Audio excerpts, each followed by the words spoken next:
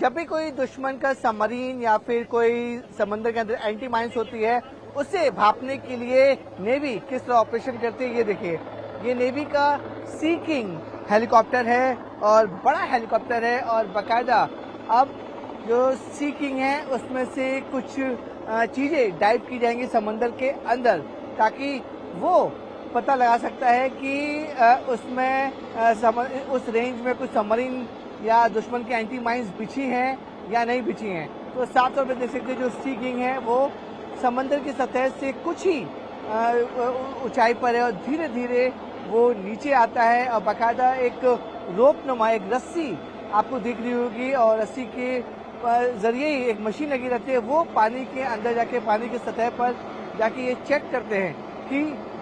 जो युद्धपोत है, जो भारतीय नौसेना का युद्धपोत है, वो उसके आसपास या पानी के अंदर कोई दुश्मन की सबमरीन तो नहीं है क्या,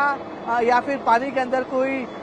जो वो बोलते हैं एंटी माइंस वो तो नहीं बिछी हुई है, उसको लेकर। क्योंकि पानी के ऊपर आपको सब कुछ नजर आता है कि दुश्मन का जहाज कहाँ पर है, किस जगह से आ रहा है और कहाँ पर जाने वाला है। लेकिन जो सबमरीन होती है वो पानी के अंदर ऑपरेट करती है, जो एंटी माइंस होते हैं वो पानी के अंदर होते हैं। इसलिए जब भी कोई वॉरशिप वॉर के लिए निकलता है तो सबसे बड़ी चुनौती होती है दुश्मनों के सबमरीन से और एंटी माइन से अपने जहाज और अपने जो युद्धपोत हैं उसे किस तरह से बचाया जा सके।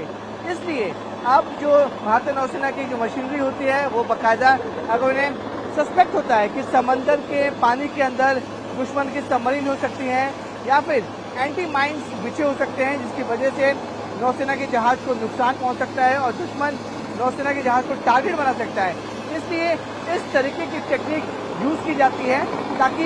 ये पता चल सके कि समंदर के अंदर दुश्मन की कोई सबमरीन है या नहीं है, या फिर कोई एंटी माइंस बिछे हैं या नहीं है। ये कम से कम कई किलोमीटर तक ये जो टेक्निक है वो बता सकती है कि सबमरीन दुश्मन की है या नहीं, क्योंकि सबमरीन जो भी होती है वो पानी के नीचे होती हैं और वो अदृश्य होती है, यानी कि दिखती नहीं है। तो इस तरीके के लाइव ऑपरेशन साफ तौर पर जो इंडियन नेवी है वो करके दिखा रही है कि जब भी कोई युद्धपोत वॉर के लिए निकलता है तो सबमरीन और एंटी माइन से किस तरह से बचा जा सके और किस तरीके से सबमरीन को देखा जा सके और दुश्मन के सबमरीन को उसकी लोकेशन पता लगा सके। तो इस टाइप के ऑपरेशन जो है वो लगातार हो रहे हैं। अब साफ तौर पर दिख गया है कि सबमरीन उसके समुद्री सीमा के पास आसपास नहीं है। उसके बाद नेवी की जो सी किंग चॉपर है वो अपनी टेक्निक जो इक्विपमेंट्स होते हैं उसको लेकर वहां से उड़ जाता है। तो ये एक टेक्निक थी जिसमें मैं आपको बता रहा था कि जब भी कोई युद्धपोत जब बाहर निकलता है, जब इंटरनेशनल वाटर में पहुंचता है, तो उनके निशाने पर दुश्मन के सबमरीन और जो एंटी माइंस होते हैं वो पानी के अंदर होते हैं। तो जो कुछ भी नजर आता है वो पानी के ऊपर आप साफ तौर पर देखते थे, कोई दुश्मन का जहाज या कुछ होता है वो पानी के ऊपर तो नजर आ जाता है, लेकिन सबमरीन और एंटी माइन पानी के अंदर समुद्री पानी के अंदर होने की वजह से वो नजर नहीं आते हैं। तो ये जो पूरा डेमो था उसमें साफ तौर पर दिखाया गया कि नेवी का जो सी किंग हेलीकॉप्टर है वो आता है, एक टेक्निक के जरिए वो भापने की कोशिश करता है कि आसपास कोई सबमरीन या फिर एंटी माइंस तो नहीं है। अगर कोई एंटी सबमरीन और एंटी माइन दुश्मनों होते हैं तो वो सिग्नल देता है कि आसपास कोई विस्फोटक है, तो युद्धपोत होते हैं वो वहीं रुक जाते हैं। उसके बाद जब क्लियरेंस होती है तो सी किंग जो चॉपर स्थित है वो वायरलेस के जरिए युद्धपोत के कैप्टन को इंडिकेट करते हैं कि आज ये एरिया पूरा क्लियर है, उसमें सबमरीन और एंटी माइंस नहीं है। उसके बाद ही अब युद्धपोत है वो आगे की तरफ बढ़ता चला आ रहा है। भारतीय युद्धपोत आईएनएस व्यास अभी समंदर के बीचों बीच है और पहली बार आप देखेंगे कि किस तरीके से सबमरीन काम करता है। जनरली जब भी सबमरीन बहुत लोगों ने गूगल में देखा होगा या फिर हार्बर पे जब वो आता है एंकर होता है तब सबमरीन रहता है, लेकिन पहली बार सबमरीन ऑपरेशनल होते हुए हम आपको दिखाएंगे। और साफ तौर पे ये समंदर के बीचों बीच हार्बर से तकरीबन 20 से 25 नॉटिकल माइल्स दूर, लगभग 50 किलोमीटर मुंबई हार्बर से दूर। और साफ तौर पे देख सकते हैं कि ये भारतीय नौसेना की पनडुब्बी आईएनएस कलवरी अब तक की सबसे हाईटेक और सोफिस्टिकेटेड सबमरीन इसे माना जाता है। और आईएनएस कलवरी प्रोजेक्ट 75 P75 के तहत इसमें 7 सबमरीन बननी थी और आईएनएस कलवरी ये उस प्रोजेक्ट की कलवरी क्लास की पहली सबमरीन है। और काफी ज्यादा इसमें जो इसके टॉर्पीडोज हैं, जो टेक्निक हैं, जो रडार सिस्टम है वो काफी ज्यादा हाईटेक है। और यही वजह है कि जब भी युद्ध होता है दो देशों के बीच, तो सबसे ज्यादा घातक अगर कोई चीज होती है किसी भी नौसेना के पास, तो वो सबमरीन और पनडुब्बी होती है। अमूमन जो जहाज होते हैं वो पानी के ऊपर होते हैं, आसानी से उसे देखा जा सकता है, उसकी मूवमेंट्स को ट्रैक किया जा सकता है, लेकिन सबमरीन की जो मूवमेंट्स है वो ट्रैक करना काफी ज्यादा मुश्किल हो जाती है, क्योंकि पूरा ऑपरेशन जो सबमरीन का जो पूरा ऑपरेशन होता है वो पानी के अंदर होता है। पानी के अंदर सबमरीन कहाँ पर है, किस जगह छुपी हुई है, किस जगह मूवमेंट कर रही है, उसका डायरेक्शन क्या है, इसकी जानकारी किसी को भी नहीं मिलती है और किसी को पता नहीं चलता है। लेकिन सबमरीन पानी के अंदर भी वो सब तरफ से, चारों तरफ से देख सकती है कि किसके जहाज, दुश्मन के जहाज कितने हैं और कहां पर हैं और किस जगह पर हैं। सबमरीन उसकी एक एक लोकेशन पता लगा सकती है, और यही वजह है कि सबमरीन पानी के अंदर होते हुए भी वो टॉर्पिडोज, जो मिसाइल्स और जो रॉकेट लॉन्चर्स होते हैं, वो उसे फायर कर कर किसी भी जहाज को, जो दूसरे देश के युद्धपोत है या फिर दुश्मन के युद्धपोत है, वो पानी के अंदर ही रहकर भी किसी भी जहाज को बिल्कुल पूरी तरह से नष्ट कर सकती है, बर्बाद कर सकती है। इसलिए हमेशा सबमरीन को एक काफी ज्यादा इंपॉर्टेंस दी जाती है, क्योंकि ये एक ऐसी चीज होती है, एक ऐसा वेपन्स होता है किसी भी नौसेना के पास, जो पानी के अंदर रहकर दुश्मन को भाप सकती है, उनकी लोकेशन पता लग सकती है, और किसी भी वक्त दुश्मन के एरिया में जाकर, अंदर जाकर किसी भी देश के जहाज को वो उड़ा सकती है। तो इस तरीके के ऑपरेशन देखिए, बीचों बीच समंदर में ये भारतीय नौसेना की जो पनडुब्बी है आईएनएस कलवरी, वो ऑपरेट कर रही है। अगर मैं अपने कैमरामैन राजेश साहब को थोड़ा सा आपको पैन करके दिखाया कि देखिए समंदर के आसपास कुछ भी नहीं है, दूर दूर तक आपको कुछ नजर नहीं आ रहा होगा, लेकिन सिर्फ और सिर्फ जब ये आईएनएस कलवरी की जो पनडुब्बी है जब पानी के सतह के ऊपर आती है, तभी ये नजर में आती है कि ये पनडुब्बी है। लेकिन जब ये पानी के अंदर चली जाती है, पानी के अंदर ऑपरेट करती है, तो किसी को भी आइडिया नहीं रहता है कि ये पनडुब्बी कहाँ है, किस जगह पर है और कब ये दुश्मन के जहाज पर हमला कर सकती है। आपको बताना चाहेंगे कि जब जहाज पानी के ऊपर होता है तो उससे रडार सिस्टम बहुत ज्यादा हाईटेक होते हैं, वो चेक करते कि आसपास कोई सबमरीन या एंटी माइंस बिछे नहीं बिछे, जैसे हमने आपको इससे पहले दिखाया था कि किस तरीके से जो इंडियन नेवी का सी किंग हेलीकॉप्टर है वो एक रडार सिस्टम के जरिए कोशिश कर रहा था कि आसपास भाप सके कि सबमरीन कहाँ पर है कहाँ नहीं है। लेकिन जो सबमरीन है उसके अंदर सोनार सिस्टम होता है। सोनार सिस्टम का मतलब होता है कि पानी की जो प्रेशर होता है, जो पानी की आवाजें होती हैं, उससे वो भाप लेता है कि जहाज कहाँ पर है, कितनी दूर पर है और किस जगह से उसको जहाज को टारगेट करना है। तो इस तरीके से सबमरीन काम कर सकती है। और ये एक्सक्लूसिव तस्वीरें आप साफ तौर पर देख सकते हैं कि सबमरीन को इससे पहले ऑपरेट करते हुए बहुत कम लोगों ने देखा था। जो लेमैन होते हैं, जो आम जनता होती है, वो सबमरीन को सिर्फ पिक्चर या फिर जो फोटोज होते हैं उसमें देख सकते हैं, लेकिन ये लाइव ऑपरेशन आप साफ तौर पर देख सकते हैं किस तरीके से सबमरीन है जो समंदर पर काम करती है और किस तरीके से पूरे ऑपरेशन को अंजाम देती है। तो इस तरीके से भारतीय नौसेना की जो लगभग सारी सबमरीन हैं, उनमें से सबसे हाईटेक और सबसे घातक सबमरीन इसे माना जाता है। कलवरी क्लास की सबमरीन है ये। मैंने आपको बताया था कि इसमें 7 सबमरीन इस प्रोजेक्ट में P-75 के तहत, और इसी के तहत ये सबमरीन अब जिनमें से 7 में से 6 अभी भारतीय नौसेना में शामिल हो चुकी हैं। आईएनएस कलवरी पहली सबमरीन थी जो कलवरी क्लास में भारतीय नौसेना में कमीशन हुई थी, और इसी सबमरीन को दिखाया जा रहा है कि किस तरीके से जब वो ऑपरेशन के लिए बाहर निकलती है तो उसे कितनी ज्यादा घातक माना जाता है और कितना इंपॉर्टेंस होता है सबमरीन का किसी भी नौसेना में। क्योंकि मैंने आपको बताया था कि पानी के अंदर ये रहती है और पूरा ऑपरेशन पानी के अंदर होता है, लेकिन जब ये ऊपर आती है, तो जब ऊपर आने के बाद ये टॉप पर है, जो इसका हिस्सा होता है, जो ऊपरी हिस्सा है, वो उसमें भी रडार्स लगे रहते हैं, उस पर वो नजर रख सकते हैं कि आसपास के जहाज कहाँ का मूवमेंट है, कहाँ का नहीं है। लेकिन असली इसका काम होता है जब वो पानी के अंदर रहती है तो अपने रडार सिस्टम से, सोनार सिस्टम से ये पता लगा सकते हैं कि कौन कौन से जहाज इसके रडार पर हैं, और अंदर ही से ये टॉर्पिडो फायर करके किसी भी दुश्मन के जहाज को नष्ट कर सकती है। भारतीय नौसेना का युद्धपोत आईएनएस व्यास वेस्टर्न नेवल हेडक्वार्टर के हार्बर से निकल चुका है, और धीरे धीरे ये जहाज जो है वो अपनी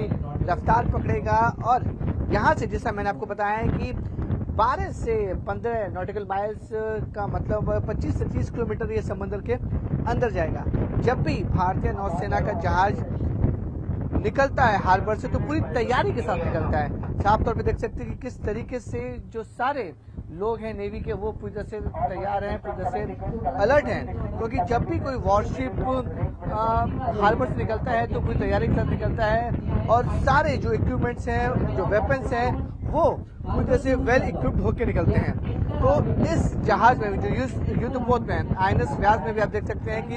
जो नेवी की टीम है, जो जहाज में जो सब लोग रहते हैं, जो कमांडोज की बात करें या फिर जो वेपन्स हैंडल करते हैं उनकी बात करें, साथ ही साथ जितने भी नेवी के ऑफिसर्स रहते हैं वो जहाज में मौजूद रहते हैं, क्योंकि प्रैक्टिस करने जाएं या किसी ऑपरेशन के लिए जाएं,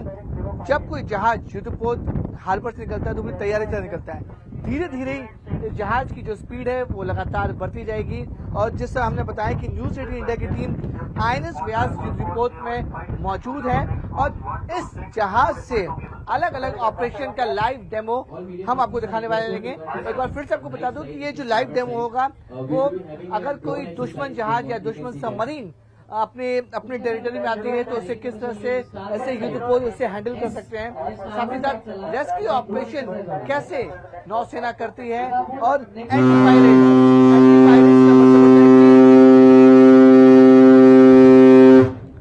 एंटी पायरेट्स ऑपरेशन, क्योंकि बहुत बार ऐसा होता है कि लोग स्मगलिंग करते हैं, एंटी पायरेट्स इंडियन ओशन में या फिर आके समुद्री सीमा के अंदर आके स्मगलिंग की कोशिश करते हैं। वैसे ऑपरेशन को किस तरह से रोका जाएगा और जब वॉर होती है तो एक बार जहाज युद्धपोत जब अंदर चला जाता है, समुद्री सीमा के अंदर मौजूद रहता है, तो उससे समय समय पर मेडिकल फैसिलिटीज, जो राशन होता है या फिर जो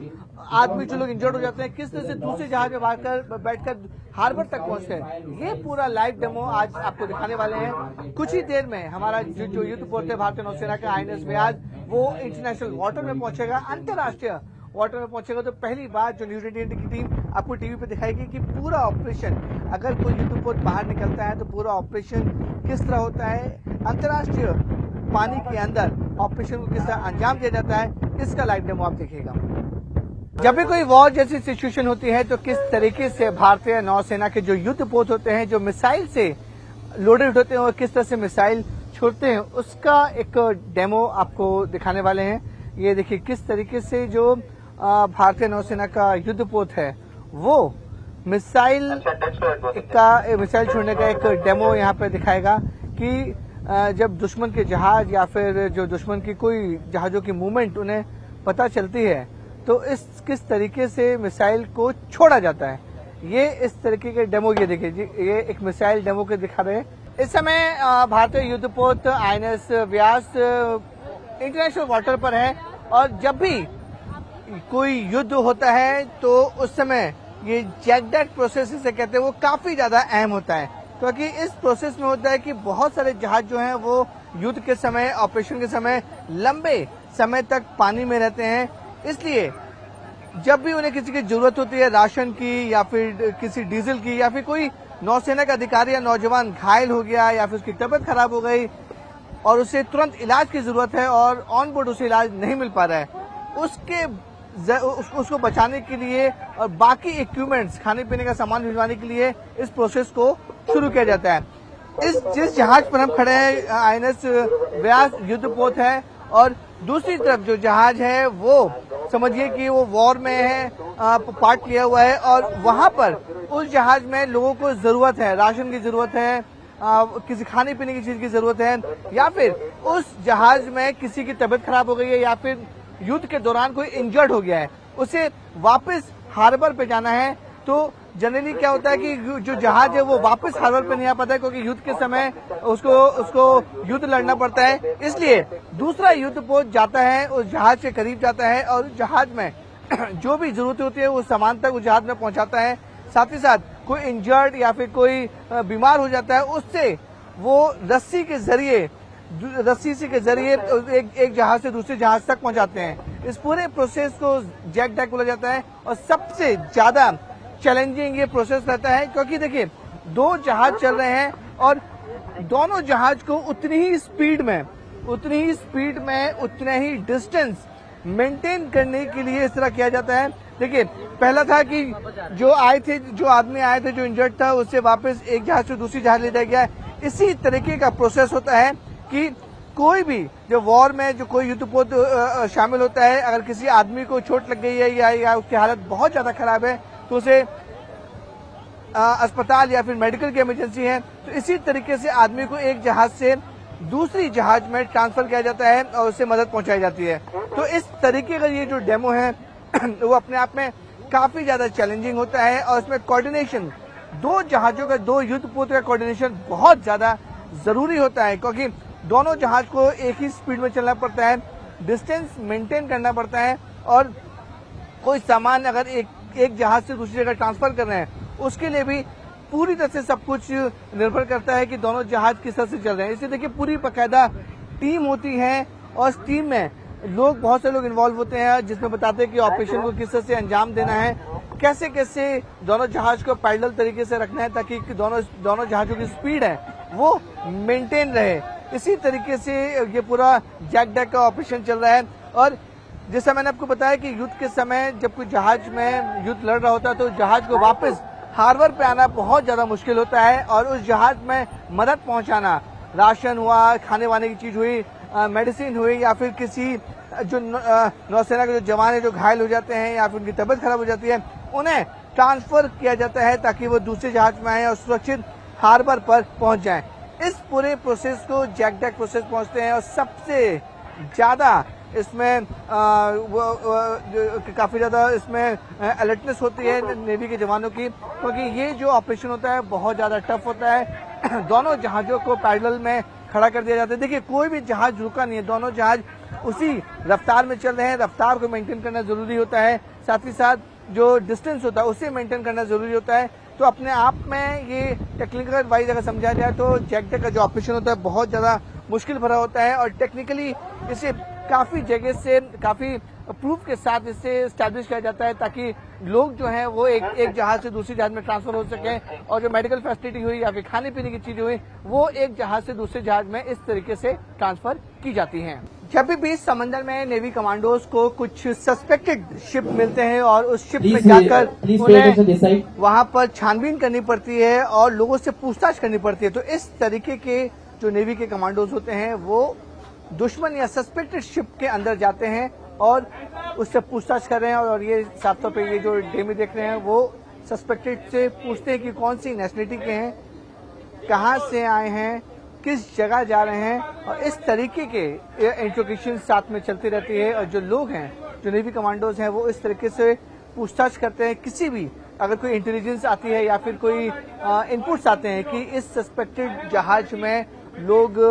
कुछ इलीगल चीजें या फिर कोई स्मगलिंग के लिए चीज लेके जा रहे हैं, उसको लेकर इस तरीके से पूछताछ की जाती है। क्योंकि देखिए, सारे जो कमांडो होते हैं वेल इक्विप्ड रहते हैं, सोफिस्टिकेटेड वेपन्स के साथ होते हैं और इस तरीके की उनकी इंट्रोगेशन होती है। साथ ही साथ दूसरे लोग उस जगह पर हमला न कर सकें, इसलिए बाकायदा जो कमांडोज हैं वो सस्पेक्टेड जहाज के आसपास भी तैनात रहते हैं ताकि दूसरे लोग इसका फायदा न उठा सकें। इसलिए बाकायदा किसी भी जहाज में अगर किसी को सस्पेक्टेड जहाज को रोका जाता है इंटरनेशनल वाटर पर, इस तरीके से पूछताछ की जा रही है। अगर मैं अपने कैमरामैन राजेश को देखता हूँ नजदीक से, आपको देखें कि किस तरीके से एक कमांडो जो रहता है उसको गन पॉइंट पर रखता है, एक ऑफिसर जो रहता है वो गन पॉइंट में रखता है, दूसरे ऑफिसर जो सीनियर ऑफिसर रहते हैं वो उससे लगातार पूछताछ करते रहते हैं कि वो कहाँ से आए हैं, उनकी नेशनलिटी क्या है, उनके डॉक्यूमेंट्स क्या हैं। इस तरीके के सारे डॉक्यूमेंट्स इनकी जांच की जाती है। उसके बाद जो सस्पेक्टेड है उससे पूछताछ करने के बाद साथ ले जाते हैं और दूसरी जगह पे पूछताछ होना शुरू हो जाती है। इस तरीके की जो कमांडो की कार्रवाई अभी आपने देखी वो तब होती है जब कोई सस्पेक्टेड जहाज भारतीय सीमा में आता है और भारतीय सीमा में आने के बाद जो इनपुट्स और इंटेलिजेंस उन्हें मिलते हैं कि इस जहाज में कुछ इलीगल सप्लाई हो सकती है, इलीगल या ड्रग्स या वेपन सप्लाई हो सकते हैं, उसको लेकर पूछताछ करनी है। तो इस तरीके से जो कमांडोज हैं वहां पर पहुंचते हैं और सस्पेक्टेड जहाज के अंदर आते हैं और जो लोग सस्पेक्टेड होते हैं उनसे बाकायदा पूछताछ करते हैं। पूछताछ में उनके सारे डॉक्यूमेंट चेक की जाते हैं, सारी